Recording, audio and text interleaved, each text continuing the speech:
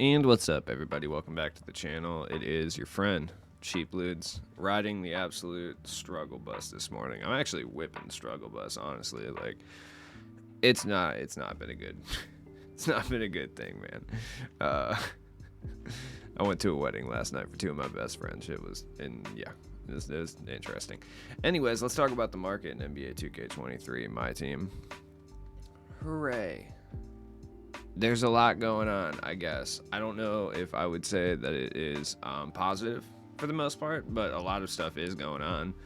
So let's take a look here. We'll start with the actual cards that dropped on Friday. We'll start with the timeless cards. Kind of go through them. You know how like a lot of 2K, at least news YouTubers, will make like a pack opening, then they'll do like a video where they go through the cards on 2KDB and then like a market video. I like to combine the two of those. One video. Easy to digest. I don't know why I'm telling you guys this. For the most part, you guys watch my channel, like, you know what it is. Anyways, start with Jamal Crawford.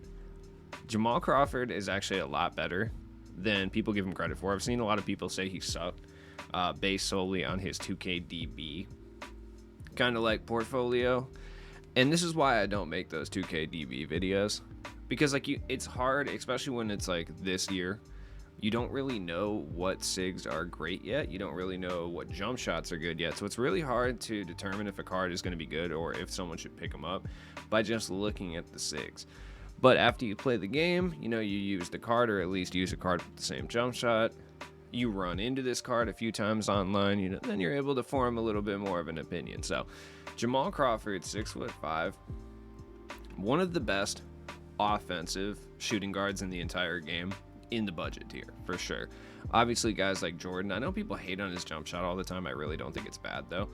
But this Jarrett Culver release, very similar to Trey Burke release last year, which I expected to be the case, but at the same time, it's very refreshing. You know, he moves incredibly well. Defensively, he's going to be trash, but, you know, if you're on Next Gen, it really doesn't matter, dude. Like, you could throw the most garbage defender on Next Gen, and for the most part, for 95% of players, I would say, they're not going to be able to get around him. Like, that's a real thing. And if you play next gen, like, you know, for sure. That being said, Jamal Crawford is very good. He can get open. He can get his own shot. He can attack the rim.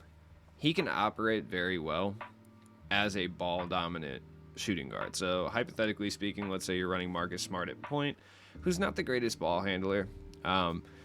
He can in a pinch, but, like, ideally you'd have someone else. You could run Jamal Crawford as, like, a point shooting guard, and he can really hold it down.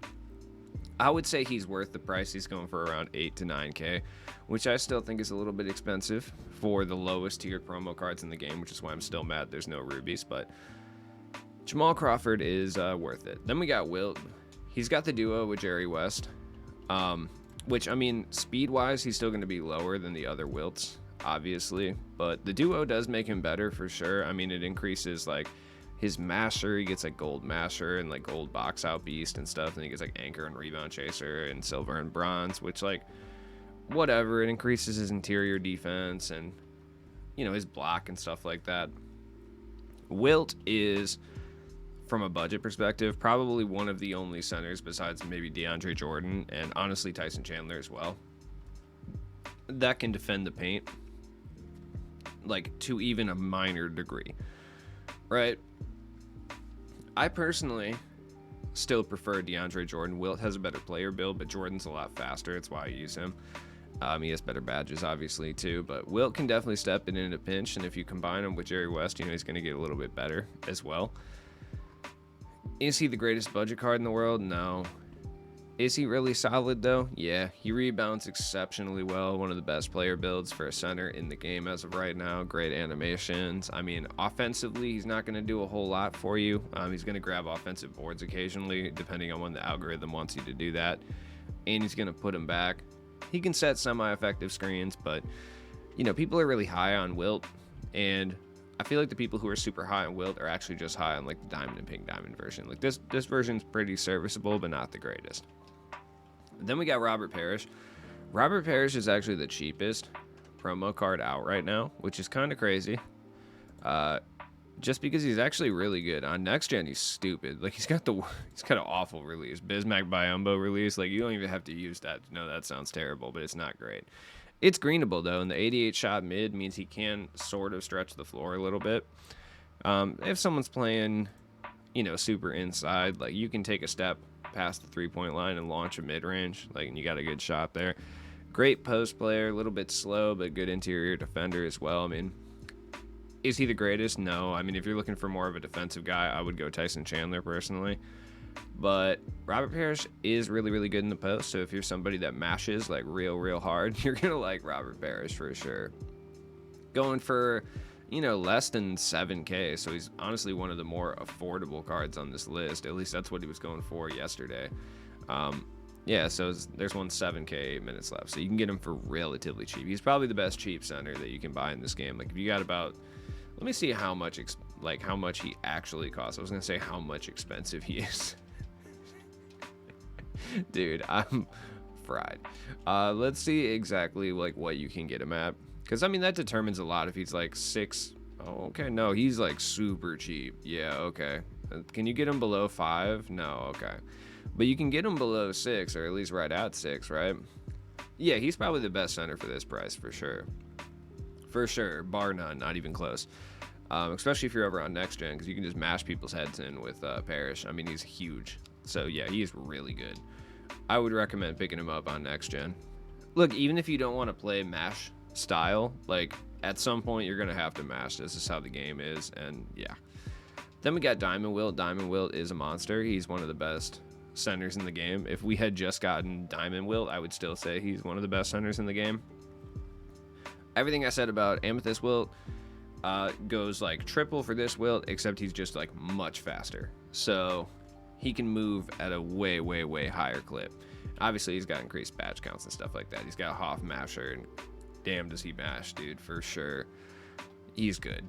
Obviously, 100K is a little bit much at this stage for that. I feel like you can get like half the production from DeAndre Jordan for like, I don't know, 20K, but that's just me. Carmelo Anthony, Barmelo himself, dude. Barmelo's Anthony is very expensive. He has the fastest jump shot in the game from what I'm told. I mean, look, to a certain degree, like when I go test out these fast jump shots, dude, I'm not going to be able to tell like in milliseconds who has a faster jump shot. Like it feels faster than Mathurin, but damn, if you're in a game, dude, Mathurin feels almost impossible to time at times. So it's like, I don't know, but Carmelo's jump shot's really good. He plays no defense. Like I said, if you're on next gen, it truly doesn't matter. On current gen, it matters a little bit. Like if you roll someone out there with like no defense, people can't get around him. But on next gen, dude, like that CPU is on X Games mode, dude. Like that CPU, I just feel like is just, it's not even a CPU. I feel like what they do is they just like pluck crackheads out and like pay them like a medial salary in like rock. And they're like, go play the toughest defense imaginable. Program that in, and they do it. Because it is insanity, dude. They don't make any mistakes. They are on you. If somebody has the right defensive settings, they follow those defensive settings. It's crazy. Carmelo's really good. He's just really expensive. I mean, badge-wise, yeah, volume shooter on Hoff is really good, though. It is. You'll actually get some pretty solid whites. Like, you're not going to get a bunch of whites, obviously, because it's quote-unquote white or miss. But, like, when someone has Hoff volume shooter and good shooting badges, like they will hit occasional whites in games, whereas other guys will not under any circumstances. Once you start activating that Hoff volume shooter, you might get 1 or 2 to drop, which is a massive advantage over your opponent, who's probably not going to get any, realistically. Killer combos, anchor breaker. I mean, he moves really well. There's just this. He's even got bully. Like he even goes hard in the paint if you want to go that route. You could run him at the 4 too. Then we got Dirk. Dirk is. He should be a lot cheaper than this, but the odds for the packs are so horrible that he's still 70K. If he was like 40K, I would say you should absolutely pick him up because he's probably the best stretch big in the game. He's going to get beat up like inside. He's basically like a better version of like Kevin Love with a worse jump shot for sure. But, I mean, he'll get beat up inside, but he can get his occasional little blocks and stuff.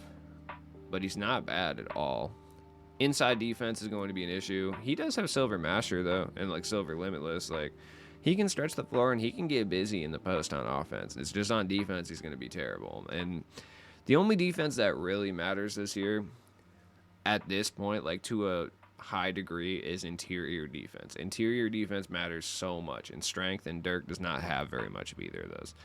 Then we got Dame. Dame's like pretty good, but I don't know. He's just okay. I mean, we got a bunch of point guards that basically do the same thing as Dame. I think Dame is the best one as far as like all-encompassing. Like whatever your play style is, Dame's probably going to work. Like if you are a specific rim runner, then yeah, you're going to prefer someone like John Morant or like Russell Westbrook or like Derrick Rose to a certain extent. Derrick Rose pisses me off though, but I feel like that's just regret talking. But if you don't really know what your play style is or it switches on a game-to-game basis, like Dame's probably the best point guard that you can pick up at this point. I would say him or Steve Francis, I think are probably the two most versatile point guards.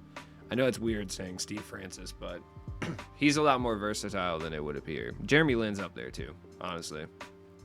Jeremy Lin can kind of do it all too. But Dame's probably the most versatile guy you can pick up. I don't necessarily think it's worth spending $300K on Dame at this point, but if you want to do that, go for it. And then Wilt. Wilt's calmed down in price a lot. He was going for like $1 million on Friday, which was absolutely crazy, dude. He's the best center in the game. How long is he going to be the best center in the game? I don't know. Probably not very long. It's kind of very reminiscent of like Pink Diamond Kareem last year when he came out. It's like, you know, people were running him for about what? A couple weeks, maybe. I feel like I don't remember running into it. He was $700K, 5, 6, $700K initially. And then I feel like I never ran into him, like, ever. I feel like that's not going to be the case with Wilt. Like, you're going to run into him if you're playing Super Sweats all the time, and they're going to mash your face in with him. But I feel like in 3 or 4 weeks, you're not going to see any more Wilts. I just feel like that's what it's going to be. I feel like 2K is going to release a stretch big, and the game, at least the meta, for the majority of players who are used to playing in that meta are probably going to switch over to whatever stretch big it is. Probably going to be like a, you know, glitch big man of some capacity. I mean, obviously Greg Ostertag would be sick, but it's more likely going to be someone, you know, it's not going to be like a Murasan or anything like that, but just like a defensive big that can shoot threes, or like a 3 big that can shoot or play defense. It's going to be something like that. So just kind of chill out on it. MJ is still expensive. He seems to be even more expensive now. Tatum, super expensive. I was going to rant and rave about how cards are too expensive now. Well, Zion's still like the best power forward in the game, which is crazy to me. Dude, even Vince is so stupid. I hate this game. I really do. But, I mean, it's just pointless at this point. I mean, there's really nothing to say outside of cards are way too expensive, and people keep trying to come up with random reasons as to why this is. I forgot about Bosch. Bosch is up there too as far as power forward. I think Zion might be better for a lot of people though, with the way the game currently plays. But people try to come up with different reasons as to why the MT problem is the way that it is, and it just comes down to a couple factors. You don't have to go too in depth on this at all, I promise. Not a lot of people are playing the game right now. Pack odds are horrendous. We went through the same thing last year. It's just that last year I think we had more of a player base at launch. I think people had a lot of people have switched over to like Park or just stopped playing the game entirely already at this point.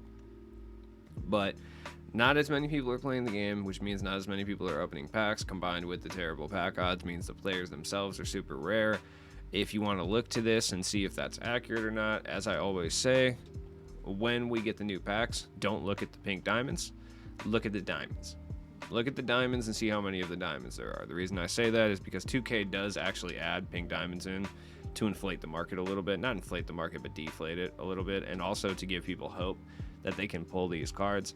But if you look at the diamonds, they don't do that for the diamonds, so you'll see a dramatically lower amount of diamonds. Like Carmelo and Dirk, there were way less of them than there were Wilt Chamberlain and Damian Lillard. And the pack odds being sub 2% for a pink diamond and 2% for a diamond, obviously mathematically would not dictate that, so it's not really a stretch to think that they're adding them in. So that, and then people just go buy MT. Like, that's what they do. Like, that's what that's what they all do. Like, it's very difficult to play this game no money spent. I'll be completely honest with you. Most people who have the NMS like clan tag on their team probably just purchase MT, which NMS really just stands for no money spent towards 2K Interactive, really, at this point. It is what it is. I'm gonna just say it. I don't care. Like, it's fine. Like, it's a problem that 2K themselves have created, so I don't have an issue with it in any way, shape, or form. Like, it could be solved, or at least, nullified a little bit with just a couple simple tweaks that 2K will never do. Like, lower the amount it costs to open packs with VC. If you're not going to lower the price of VC because you like them numbers, because, it makes you look good, lower the amount it costs to open a pack, dude. Just do it. But then people are going to complain, rightfully so, that it still costs $15,750 to open it with MT, and it only costs $5,000 with VC. And that's also ass, and I totally feel that, but I don't know what to do anymore at this point. That's within 2K's wheelhouse of still aggressively monetizing the game. I'm just looking for a quality of life change at this point. Anyways, Sean Kemp's out here. I mean, good luck getting him. I've seen a few people with him. I think the people that I have seen have pretty much already done this. I really haven't done any of this. I won 1 triple threat offline game and 2 unlimited games, so I am well on my way, dude. Shout out to me. Either way, let me know if there's any players you're specifically targeting right now for MT or anything like that. Not because I want MT tips, but I'm just curious what the homies are up to at this point. Like, pink diamonds are all aggressively expensive. The market is so high. I mean, dude, just diamond stuff is still over 100K. That is so wild to me. Levine's still over 100K? Dude, that's so crazy. This time last year, all the Colossal players were getting significantly cheaper. So, it's wild to me that they're still so expensive. Anyways, drop a like, dog. Have a good day.